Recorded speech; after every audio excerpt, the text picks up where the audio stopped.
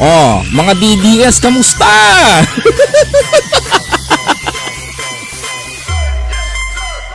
High blood na mga DDS, kasi naman yung tatay nila tanggap na daw niya ang pagkakulong niya, kaya sa Netherlands ay umiiyak na.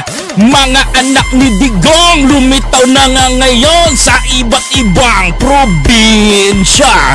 Nagrally ang mga tanga. Ano ang ginagawa nyo di put? Ganyan talaga ang mga Bisaya. Pag naging bitter ay umiiyak na. Ganyan talaga ang mga supporter nila, parang mga supot talaga. Yung iba nag-iyakan sa Kongreso tapos iiyak sila. Yung iba na nag-iiyak